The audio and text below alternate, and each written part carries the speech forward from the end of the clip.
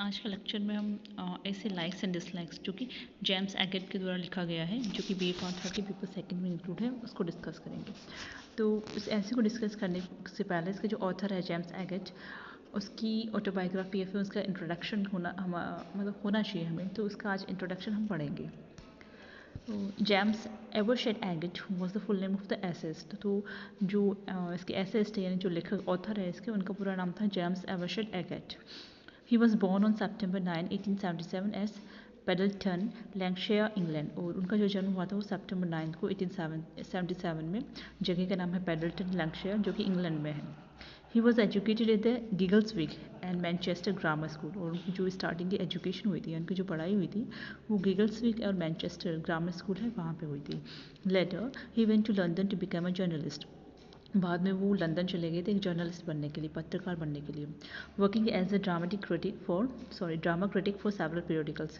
और वहाँ पे उन्हें जर्नलिज्म में एक एज ए ड्रामा क्रिटिक मतलब किसी भी जो ड्रामा लिखा जाता है उसका समालोचन करना, मतलब उसकी कौन कौन सी खूबियाँ क्या है, उसकी कमियाँ क्या है, उसको सारे के सारा समालोचन करके पीरियडिकल्स में वो पब्लिश करते थे। He served as an army officer during world war first. और वर्ल्ड वॉर फर्स्ट के दौरान एज आर्मी ऑफिसर भी उन्होंने काम किया था। इन 1917 ही सेड, उन्होंने कहा था 1917 में उन्होंने कहा था, he stormed London with a lively record of an uneventful war. उन्होंने लंदन को स्टॉर्म मतलब उन्होंने जो कुछ भी लिखा था with a lively record of an uneventful war, जो भी वॉर हुआ था उसका जो लाइवली रिकॉर्ड था उसको उन्होंने उसमें प्रेजेंट किया था।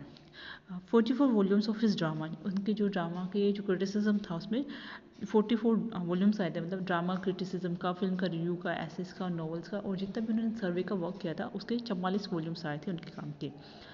Films review, essays, novels and survey of the contemporary theatre, जो उस टाइम में थिएटर चल रहा था, जो कि 1923 से 26 तक और 1944 से 1945 के बीच में जो भी जितने भी ड्रामाज आए थे, जितनी भी फिल्म्स आई थी, जितने भी एसेज लिखे थे, नॉवेल्स लिखे थे, और साथ साथ में जो उस टाइप का कंटेम्प्रेरी थिएटर था उन सब का एनालाइज करके, उनका समालोचन या फिर उनका विश्लेषण करके वो अपना जो क्रिटिकल वर्क था वो पब्लिश करवाते थे अलग अलग पीरियडिकल्स में।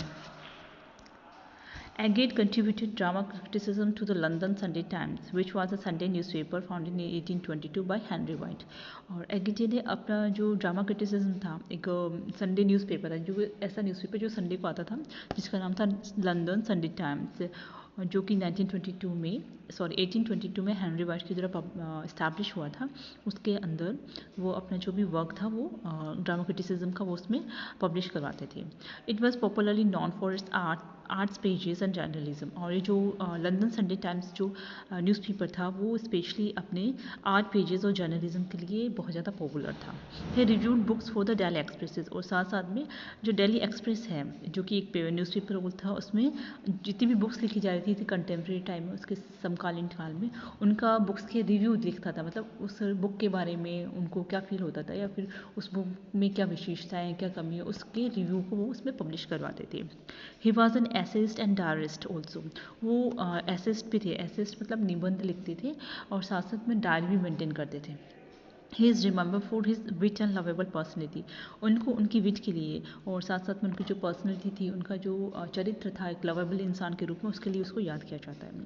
His fundamental seriousness of dramatic criticism and entertaining diary led to the publications of ego in 9 parts.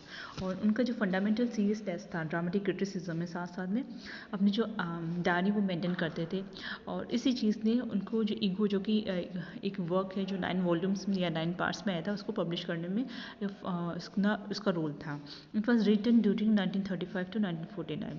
और ये जो वर्क था ईगो, जो कि 9 पार्ट्स में पब्लिश हुआ था, वो 1935 से लेकर 1949 के बीच में लिखा गया था। And presented a record of his life in London as a literary figure. और उस ईगो जो भी वर्क है उसमें उनकी जो लाइफ है लंदन में एज ए लिटरेरी फिगर, उसको उसके जितने भी रिकॉर्ड्स है उसको, उनकी लाइफ के रिकॉर्ड्स को उसमें प्रेजेंट किया गया था। ही पब्लिश नॉवेल्स टू, और उन्होंने कुछ नॉवेल्स भी पब्लिश की थी। He died on June 6, 1947 in London. और उनकी जो मृत्यु हुई थी वो 6 जून 1947 को लंदन में हुई थी। इट हैज़ बिन कमेंटेड, उनके बारे में ये कमेंट किया जाता है कि he was perhaps one of the last of a long line of English dramatic critics. और ये to take for granted his position as arbiter of test.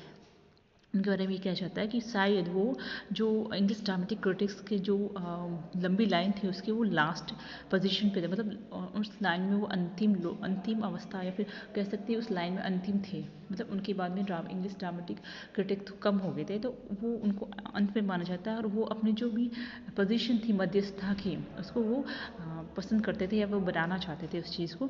And was also one of the last outstanding journalist of a great age of English journalism.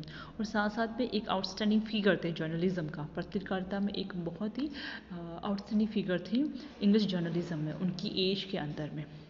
The present ऐसे has been taken from the responsibility, और जो ये ऐसे है likes and dislikes जो James एगेटी का लिखा गया है, वो उनका एक वर्क था, मतलब उनके एक ऐसे का कलेक्शन आया था द रिस्पॉन्सिबिलिटी, उसमें से एक लिया गया था। यानी कि जो वर्क है वो द रिस्पॉन्सिबिलिटी नाम के एक ऐसे का वॉल्यूम था, उसमें इंक्लूड किया गया हुआ था। तो आज के लेक्चर में हमने जो राइटर है जेम्स एगेटी, उनकी बायोग्राफी या फिर उनके इंट्रोडक्शन को आज हमने डिस्कस किया। नेक्स्ट लेक्चर में हम जो ये ऐसे हैं लाइक्स एंड डिसलाइक्स, इसकी समरी को डिस्कस करेंगे। Thank you.